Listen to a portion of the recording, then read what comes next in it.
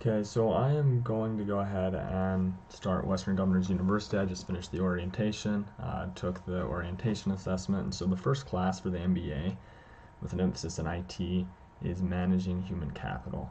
So I took a pre-assessment. I don't believe I'm allowed to show you assessments, but I wanted to go ahead and show you the start with course materials. So let's go ahead. This is just loading right here.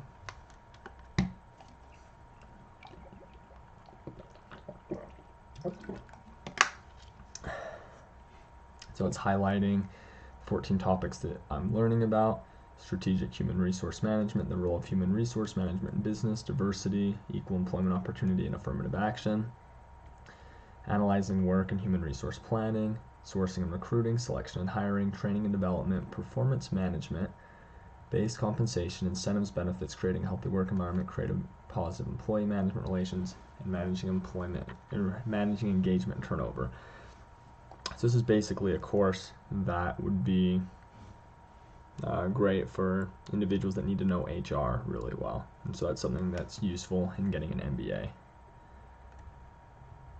So it's highlighting that I'll be reading articles, reading text, watching videos, completing activities, and that my competency is demonstrated by the completion of an objective assessment.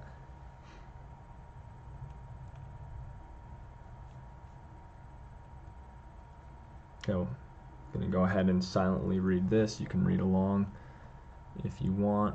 You can pause it and read along. I'm just going to pause the recording so that I can read it personally.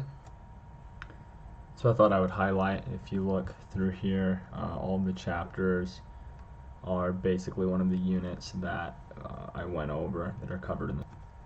Okay, so I just flipped to the next page, and now it's highlighting. It's highlighting some of the WGU competencies that I'm supposed to learn. So some of these, analyzing legal and regulatory requirements to determine if an organization meets legal responsibilities.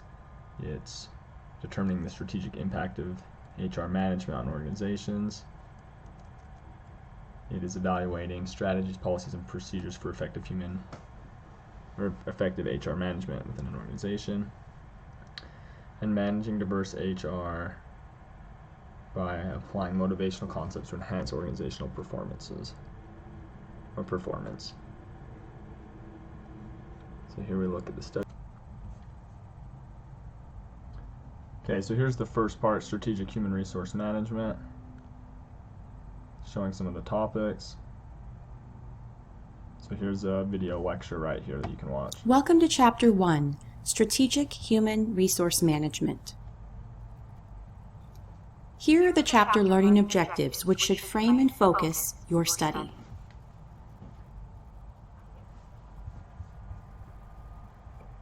Human Resource Management, or HRM, is the organizational function responsible for attracting, hiring, developing, rewarding, and retaining talent. HR must have a strategy. Understanding HRM and developing HRM skills can help you succeed both personally and professionally. The first sentence of Chapter 1 reads, "Effectively managing employees is critical to organizational success, and doing so is HR's responsibility. Broadly speaking, people-related issues, and 2, employment-related legal compliance. Since employee costs generally average close to half of an organization's operating budget, it is essential to properly manage the investments a company makes in its people. No organization will maximize its effectiveness without strategically leveraging the right talent while also maintaining legal compliance." The main functions within HRM are staffing, performance management, training and development, rewards and benefits, health and safety, and employee management relations. As you study Chapter 1, you'll want to know each of these functions and the activities that occur within each. As you know, HR is responsible for the 2 broad areas of people-related issues and employment-related legal compliance. Those 2 responsibilities are carried out through these 6 functional areas. This is what HR does. These are the avenues through which HRM influence occurs. Within each of these functional areas, HR designs systems to fully leverage talent, and consider questions like, how do we position our employees to contribute to the achievement of company goals? What kind of training needs to take place to ensure employees have the knowledge, skills, abilities, and other talents, KSAOs, to succeed in their role and in turn help achieve company goals? How can we structure a rewards and benefits plan that will fairly compensate our employees while also helping to achieve our company goals? Now let's take a cursory look at the 6 functions and what goes on within each. Chapters 5 through 13 will provide more of a deep dive into the functions. Staffing provides the foundation for an organization's effectiveness and competitive advantage by bringing in the talent responsible for executing an organization's strategy. Staffing and development activities are responsible for the organization's skill base and are the foundation of effective HRM. Included in the staffing function are such activities as sourcing, recruiting, selection, and hiring, among others. Staffing is the process of planning, acquiring, deploying, and retaining employees that enable the organization to meet its talent needs and to execute its business strategy. Recruiting focuses on attracting people to apply, retaining qualified applicants in the candidate pool while they are evaluated, and finally on enticing the chosen candidate to ultimately accept job offers. The HRM function of training and development influences the capabilities of an organization's employees by developing employees' knowledge and skill set to meet changing business needs. The training and development function develops employee capabilities through both formal and informal activities. It is also responsible for career planning, organizational development, and legal compliance. Training and development are related but different. Training is focused on equipping employees to be successful in their current role. It is essential for preparing employees to be and stay effective in their jobs and to become organizational leaders. Development is focused on preparing employees for anticipated future business or career demands and opportunities. So training targets the present while development aims towards the future. Training and development should work in tandem with our next functional area, performance management. Performance management and rewards must be aligned with training goals. Performance management is about helping employees achieve their goals, which feeds directly into the accomplishment of organizational goals. By setting clear goals aligned with the business strategy, giving employees feedback on their performance toward these goals, providing necessary training, and rewarding them for good performance, performance management and compensation influence employee motivation, effort, and persistence. Specific goals and feedback are important to performance because they tell employees what they should be trying to do and whether or not they are doing it. Providing performance goals lets employees know what aspects of their jobs to focus on or the performance levels expected of them. Because people do what they're rewarded for doing, it is essential to align rewards with desired behaviors. Rewards include compensation, but also praise, recognition, time off, or anything valued by the employee. Compensation and benefits perceived as both adequate and equitable that reward employees for their contributions to organizational goal attainment are important to employee motivation, performance, and retention. Total rewards include direct, salary, indirect, health insurance, and non-financial, feeling appreciated, rewards. Total rewards are a better consideration than salary alone when evaluating the value of an employment opportunity. Total rewards include a variety of monetary and non-monetary rewards offered by the employer. They are the sum of all the rewards employees receive in exchange for their time, efforts, and performance.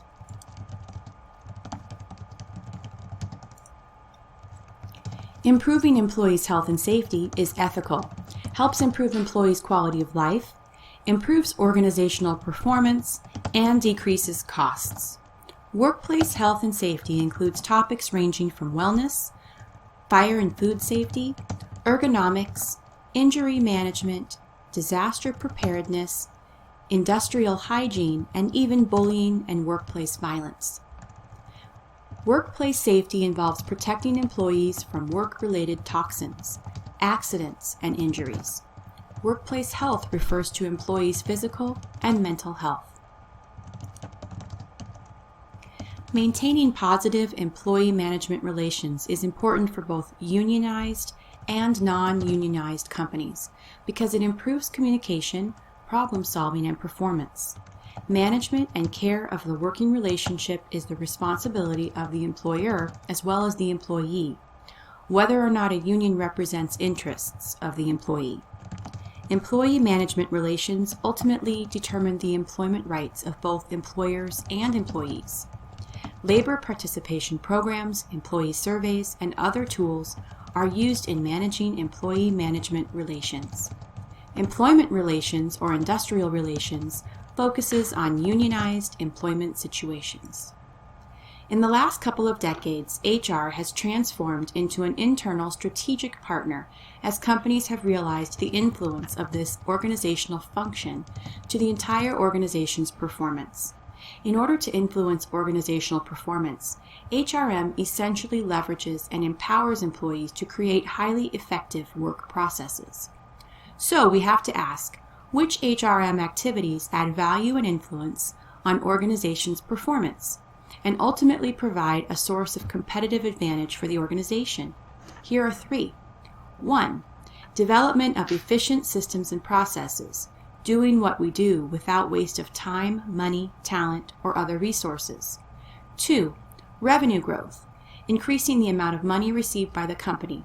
Many times, HR practices save money or prevent the waste of money, but some HR practices actually generate or at least grow revenue. Review the article under the video for examples of how HR can promote revenue growth. 3. Risk management. What puts us in danger, jeopardy, peril, hazard, or threat? HR looks for ways to minimize and manage risk in these 4 areas to allow the organization to move forward with caution, including strategy, operations, finances, and compliance. HRM strategies have the biggest influence on organizational performance while they are aligned not only with the business strategy but with each other. Dr. David Lewin of UCLA explains this mutually beneficial relationship with what he calls the dual theory of HRM and business performance. To watch this video, click on the link in your web text. A company's business strategy is a plan for how it will compete in its marketplace. Part of being a strong competitor is effectively leveraging talent or human capital. An effective HR management system does just that. Consistent with the organization's talent philosophy, it wields its talent as a very strong competitive advantage. Southwest Airline founder Herb Kelleher explains how their human resources strategy positions employees as an integral part of their business strategy. To watch a video about Southwest Airlines, click on the link in your web text. Remember, if you have questions or want to discuss material found in this chapter, just connect with your course instructor. Okay, so that's the end of the video. As you can see, in Western Governors University, it's a fair amount of video, a fair amount of reading, but this is the first class of the MBA IT program, Managing Human Capital. If you want to see more videos on Western Governors University, as well as others that I do on history and politics, and my take on that, go ahead and subscribe to my channel. A few thoughts on HR. HR is used by business to really basically keep employees motivated, keeping them working hard to maximize profit. They are doing these things, these incentive programs, purely because they believe that it benefits their bottom line. Thank you for watching.